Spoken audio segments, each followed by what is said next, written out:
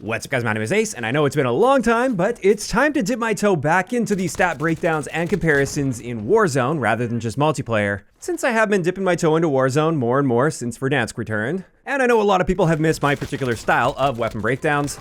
And just recently, we got an update that nerfed some of the top assault rifles in the game, and this has mixed up the meta a little bit. And therefore, in today's video, I just wanted to do a general overview of what I consider to be the top assault rifles in Warzone right now, to help you make better decisions as far as which gun is best for you.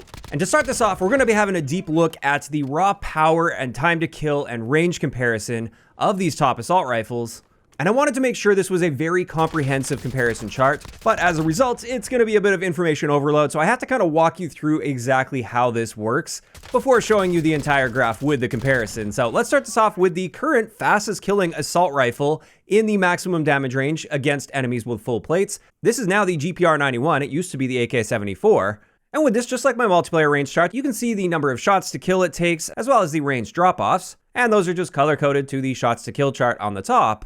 In addition to that, you can see the time to kill values. That's all pretty straightforward. However, the part where it starts to get complicated is I also wanted to show you how many bonus shots are needed to maintain this number of shots to kill, since that's a really important stat that I feel many people don't actually look at, and it can make a big difference when it comes to the performance of a gun. So in this case, with the GPR-91 in that maximum damage range, which is an 8-shot kill with a time to kill potential of 588 milliseconds, that's only going to be an 8-shot kill if at least 2 of those 8 shots hit them in the upper torso or arms. That is the bonus multiplier zone for this particular gun and most of the guns in Warzone, but not all of them, as you'll see. And what that part means is this is quite forgiving. It's very likely you're going to be getting consistent 8-shot kills to the body against enemy players, because even accidentally, you're likely to be hitting at least 2 of those shots to the upper torso or arms. It's also worth noting this value doesn't factor in the fact that maybe you'll land the odd headshot here or there, and that can absolutely help as well, but there's no really concise way of displaying that properly. As for the other indicator, the headshot indicator, this is the number of headshots that are required mixed in with those bonus zone shots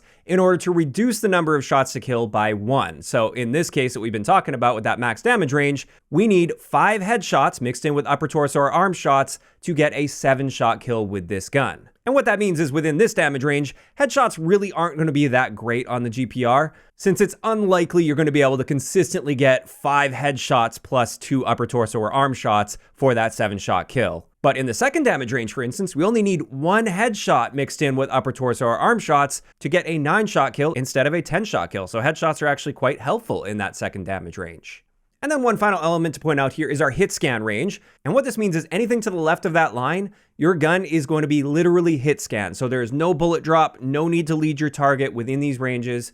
Whereas anything after that range, this is where you do have to start factoring in leading your target if they're moving or accounting for a bit of bullet drop. So with that out of the way, let's have a look at the comparison here. And I've narrowed this down to the top 7 full auto assault rifles in the game currently. Although you might notice, I included the Grau in here as well, which is technically a conversion on a marksman rifle. I'm considering it an assault rifle for the purposes of this video. And these are sorted from the fastest time to kill in the maximum damage range to the slowest out of this selection at least. And let's talk about some of the highlights here. The first thing to point out is the AK-74 is no longer nearly as viable as it was previously. It used to be the sniper support meta, basically anything from like close to mid-range. It was absolutely dominant. It was way better than SMGs and better than all of the assault rifles in those ranges.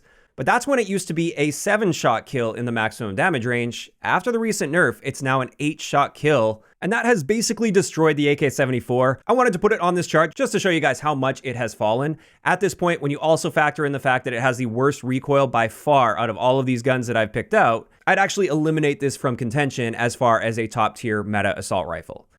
And what this change means is, at least in my eyes, the best sniper support assault rifle now after this update is the GPR-91, since it has that faster time to kill up close compared to all of the other assault rifles. And it's actually got pretty reasonable recoil as well when we look at the comparison really quickly here. And I will be kind of flipping back and forth here as recoil comes up. So definitely don't sleep on the GPR-91 as far as sniper support goes, although a lot of the SMGs are quite good as well for sniper support after this update, but we're not really going to be looking into SMGs today. And now that we have that out of the way, let's talk about some of the others here. When it comes to the best overall assault rifle as like a primary all-around gun, not just sniper support, but you want to use this in most situations, before the update, the AMAX did rise to the top. This is the one everybody was using in tournaments and stuff, for instance. And this gun did catch a notable headshot nerf, but it didn't affect our body damage at all. And when we look at it in this chart, you can see it doesn't really excel when it comes to its time to kill in the maximum damage range, but it's not terrible by any means. It can hold its own just fine. It was more so the minimum damage range combined with the crazy headshot potential that made this stand out so much. However, a big thing that I wanted to point out, and a big reason that I think many people are making a mistake choosing the AMAX, if they're trying to be as optimal as possible. I mean, it's still a great gun regardless of this, but if we're trying to optimize here, one thing you might notice is in the minimum damage range, it takes 10 shots to kill, and all 10 of those shots have to hit the upper torso to maintain that 10-shot kill. Either that, or now after this update, you have to mix multiple headshots into the equation to make up for that, whereas previously, landing just one headshot was typically more than enough to always maintain that 10-shot kill. And therefore, realistically, for the average player out there, this is more often an 11-shot kill at range. And therefore, its time to kill at range isn't as competitive for most people as they might think if they're not considering the damage zones.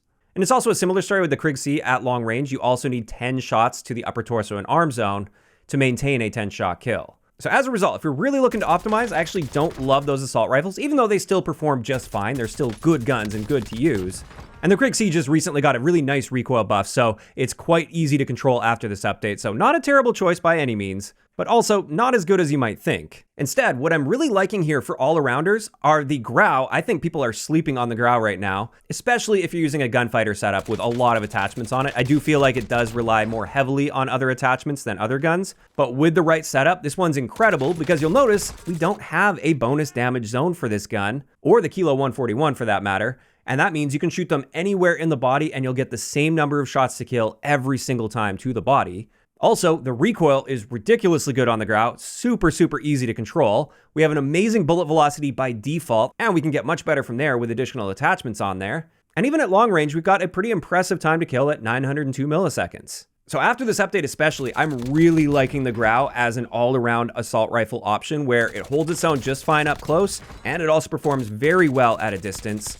And I'm also liking the Kilo 141, which has a great time to kill up close. It's second best on this list. However, you'll notice at a distance, it has a pretty terrible time to kill. It's over 1 second. It takes you 14 shots to the body to kill them. However, this is where the nuance of this chart comes in. All you have to do is mix one headshot in with any body shots anywhere in the body to cut that down to a 13-shot kill. Now, that's still a lot of shots to kill, but we also have a faster fire rate on this than many of the other guns. And if we do get the 13-shot kill, we're now killing in 970 milliseconds, which is still not amazing, not a huge standout. But the big thing I really like about the Kilo here is its recoil. This is one of the most accurate full auto guns in the game. And that's why I still really like the Kilo. I still think it's a very solid option, despite the fact that it requires up to 14 shots to kill. However, if I'm going for an all-arounder, the Grau is the winner here for me. And this just leaves us with one last gun that I haven't touched on yet that I feel is at least worth considering after the Season 3 Reloaded update, and this is the TAC-56. Now, one immediate downside is you can't use Gunfighter on this since it is a Modern Warfare 2 gun, so you are limited to 5 attachments. And as a result, this is best suited to an overkill build paired with an SMG or maybe a sniper rifle or marksman rifle or something. However, the things I like about the TAC-56 are, first off, it's got a very good and consistent long-range time to kill at just 864 milliseconds. And unlike the AMAX or the Krig C, you only need to land one bullet to the upper torso or arms to maintain that 10-shot kill, which is extremely easy to do. It'd actually be hard not to do that. So it's got really good consistency at range. It has an excellent recoil pattern, so it's quite easy to control at those ranges. And it can hold its own just fine in the close to mid ranges as well. It's the slowest out of all of these, but it's still within the realm of being able to keep up at the very least. And that's why I felt it at least deserved a mention on this list. I think it is a bit underrated in its current state, even if I don't consider it to be the absolute best out of all of these. And that's pretty much it as far as this main comparison here, although I do want to have another look at recoil, just because I was only showing like glimpses of this, so you guys can get a good look at it here and compare these guns.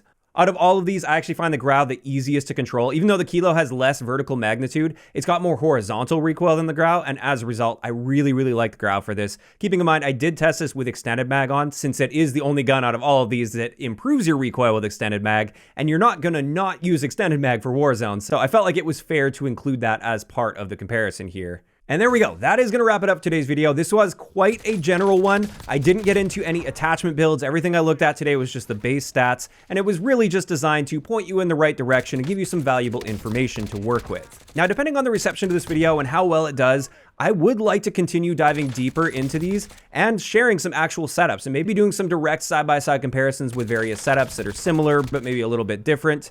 So if you guys are interested in seeing that stuff, please let me know in those comments down below. And if you enjoy this type of video and you want to see more Warzone breakdowns like this, please give the video a like as well. That'll help guide my decision for how I want to handle content on this in the future. Now also, if you guys haven't subscribed yet, make sure you do so if you want to catch more of this style of content, and I'll talk to you guys next time.